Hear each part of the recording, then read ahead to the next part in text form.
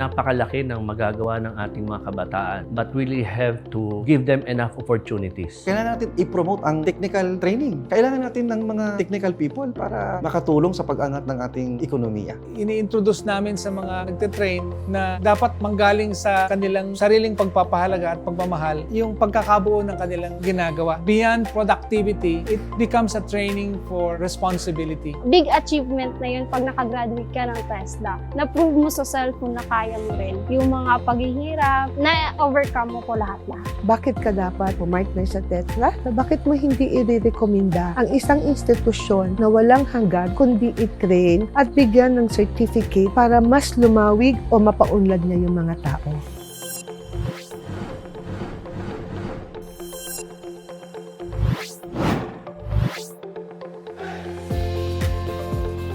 TESDA is here for one big reason: to provide the Filipinos relevant, accessible, high-quality, and efficient technical education and skills development responsive to and in accordance with Philippine development goals and priorities. We need to upgrade the skills and competencies of the middle-level workforce because they help and contribute in the rebuilding of our economy. And to effectively do this, we need the support and cooperation of the private sector.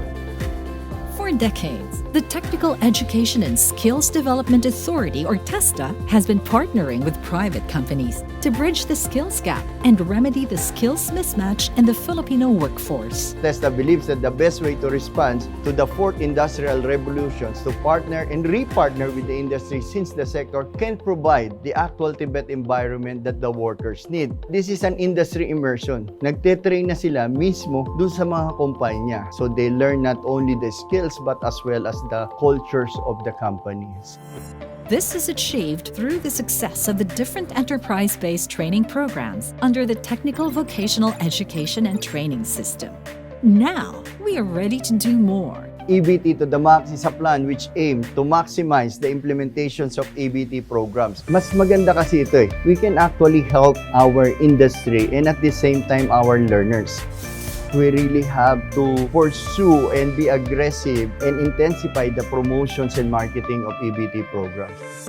One of the most successful training systems is apprenticeship, where trainees get theoretical and practical training on the job in highly technical industries for a minimum of 3 months and a maximum of 6. Kasi pag skilled talaga na mga candidates, hindi mo sila basta-basta nahanap kasi hindi yan natuturo sa university, sa colleges. Nagigain yan through experience. Mas maganda na i-train namin to, gagastos kami dito, and later on naman, na-establish din namin yung standard na gusto namin. The greatest impact is the quality. Tumaas yung quality namin. Bakit tumaas? Dahil kasi the production personnel was trained inside. Homegrown talaga siya. Namomold yung skill ng empleyado. And yung standard namin, yung Pinoy made, nakakapag-compete kami internationally kasi nga homegrown sila eh. Once na tumaas yung quality, maraming kliyente, maraming bumibili, and then yung trust and confidence ng mamimili dahil may quality pala itong Philippine made.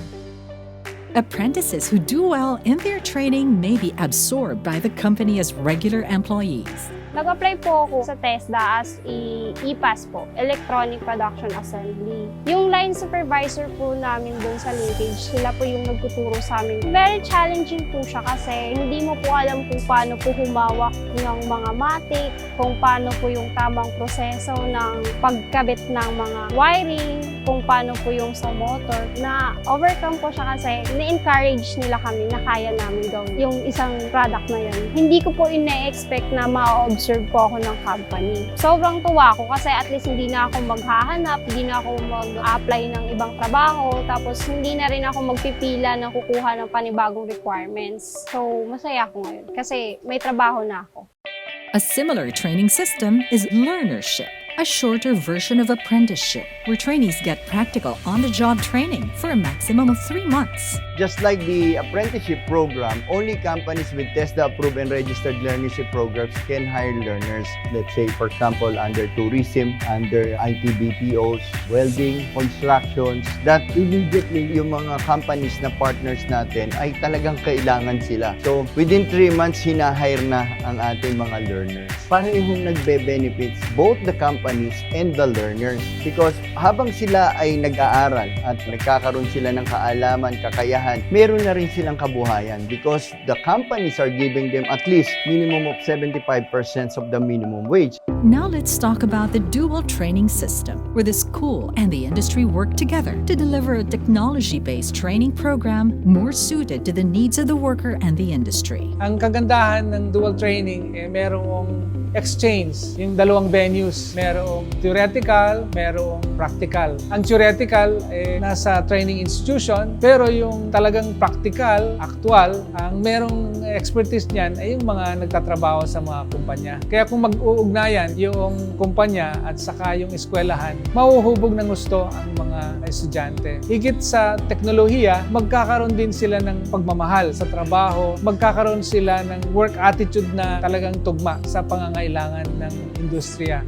Pioneered by Dual Tech Training Center in 1982, the Dual Training System, or DTS, has transformed the unskilled, unemployed, and underpaid out-of-school youth into highly skilled workers, giving them the capacity to transform their lives from the grips of poverty. Doon lamang sa 13,000 na mga kabataan na nakapagtapos ng 2-year course, iba't ibang mga industriya na ang kanilang narating. Bukod sa Pilipinas, merong nasa Middle East, nasa Europe, nasa Eastern Europe, nasa Turkey, merong Ireland, at kung saan-saan pa. One of these graduates is Mr. Jerry Sabakahan, who, after completing the DTS program as a technician and working abroad, was motivated to pursue an engineering degree and even a master's degree.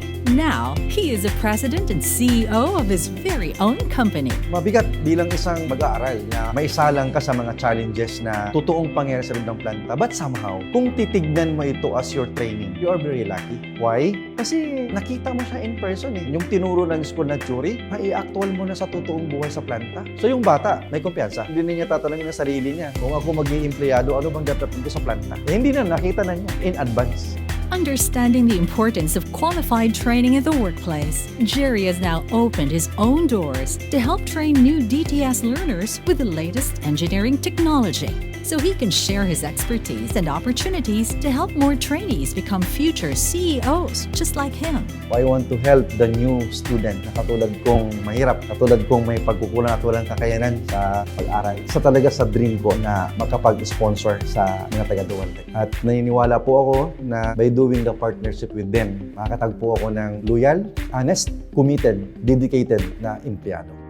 The fourth training system in TESDA's enterprise-based training program is a supervised industry learning, more commonly understood as on-the-job training. Basically, this is a 5-month program that we have with TESDA, wherein the students stay with us, learn from 10 months, and the last 5 months before graduation is spent in the different company partners that we have. It's really a learning process. No? Hindi lang ito for the sake of experience. Kumbaga, mas nahasa sila. So pag nag-graduate sila and they be employed, then mas equip sila.